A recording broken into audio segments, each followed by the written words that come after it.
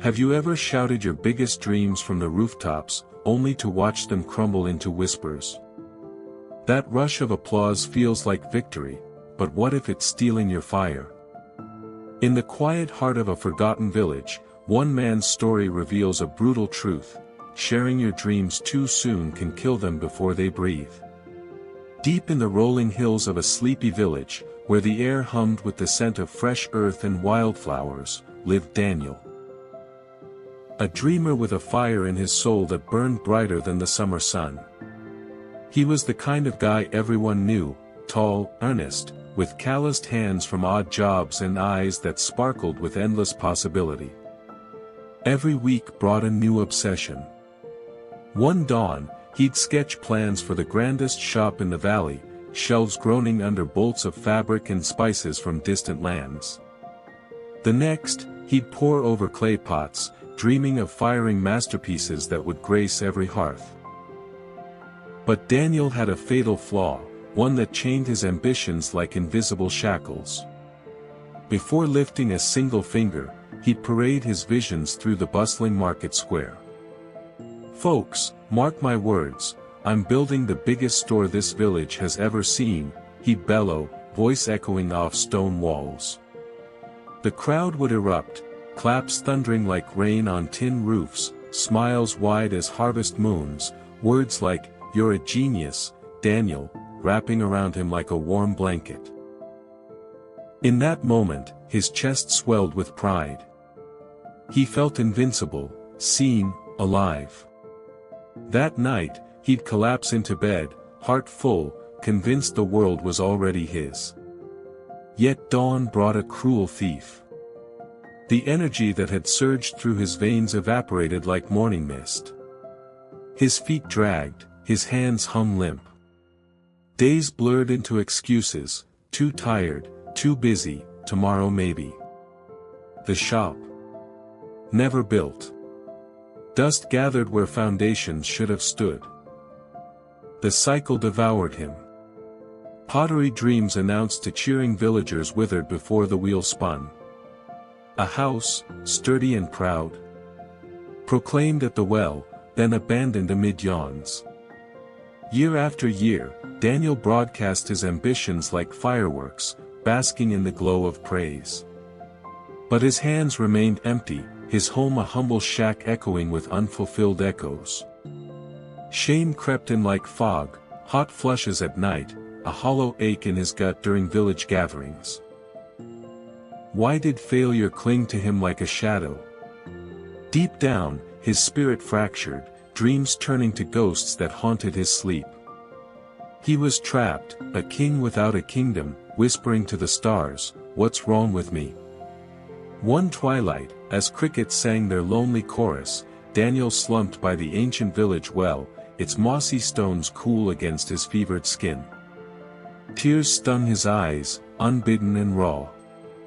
Footsteps approached, soft, deliberate. It was Elder Elias, the village's silent sage. Weathered by decades, with eyes like polished oak and a voice like wind through pines, Elias spoke little but saw everything. Villagers revered him not for grand speeches, but for the quiet miracles blooming in his wake. "Son," Elias murmured, settling beside him, "your heart carries a storm. What devours you?" Daniel's voice cracked, spilling years of pent-up pain. "Dreams, Elder, big ones, endless. But they slip away like smoke. I announce them, everyone cheers, and then nothing. I'm a failure, worthless." Elias nodded, his gaze steady as the well's depths. "Tell me your ritual when inspiration strikes." "I share it." Daniel burst out. "I need them to know, to believe in me. Their pride fuels me." A faint smile touched Elias's lips, wise and knowing. "Meet me at dawn in my garden. I'll show you truth." Sunrise painted the garden in gold, dew-kissed petals trembling. Elias held 2 seeds, humble, identical, brimming with potential. He pressed one into Daniel's palm. Plant this in secret, deep in the soil. Daniel knelt, fingers sinking into cool, dark earth. He buried it gently, patting the mound smooth. No fanfare, no witnesses. Then Elias lifted the second seed high, calling nearby children with a storyteller's flair. Behold, young ones. This seed will sprout into the mightiest oak. Watch its glory unfold. Laughter and cheers rang out, tiny hands clapping wildly. Elias placed it boldly on a sun-baked rock, exposed and celebrated. Days unfolded like pages in a sacred book. Elias tended the hidden seed in silence, watering at dusk, whispering encouragements to the soil alone. Daniel visited often, heart pounding with curiosity. A fragile green shoot pierced the earth, fragile as a heartbeat. It stretched, leaves unfurling like hopeful prayers. Weeks turned to strength.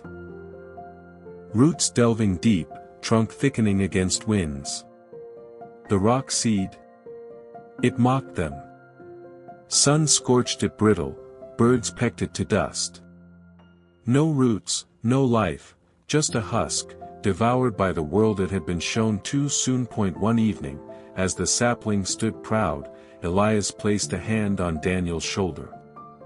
See, son. Dreams are seeds, fragile, sacred. They crave darkness, silence, the hidden toil of growth.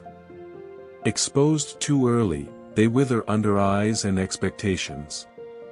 Praise is poison before proof. Daniel stared, a dam breaking inside him. Memories flooded, each cheer a false summit, each applause siphoning his drive.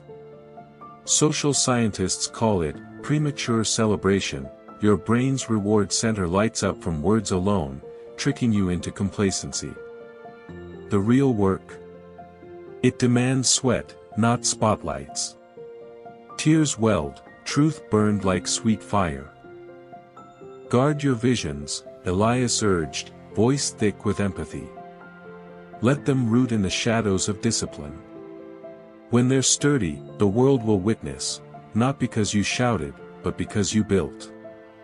Daniel returned home transformed, resolve hardening like forged steel. No more broadcasts.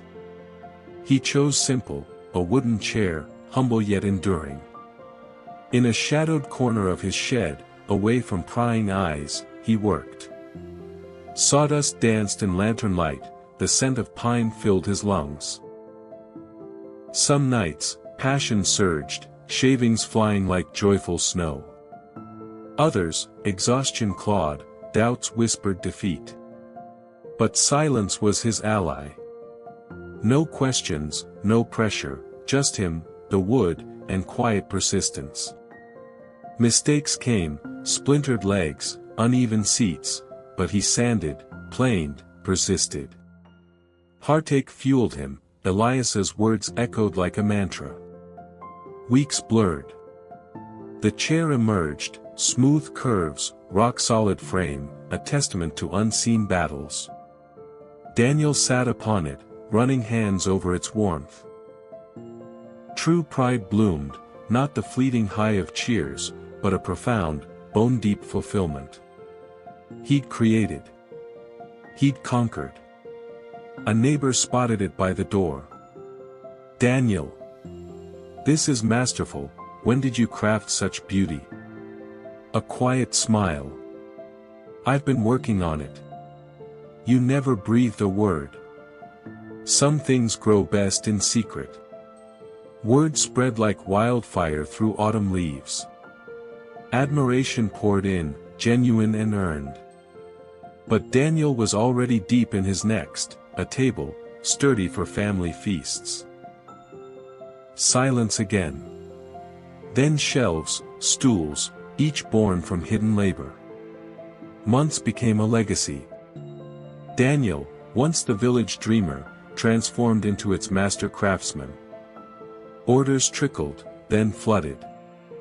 Respect deepened, not for promises, but for proofs, furniture adorning homes, stories of his skill whispered in awe. No more empty boasts, his hands spoke volumes. Now, pause. Feel that pull in your chest. How many dreams have you announced on social feeds, to friends at bars, only to ghost them by week's end? That dopamine hit from likes and, "you got this."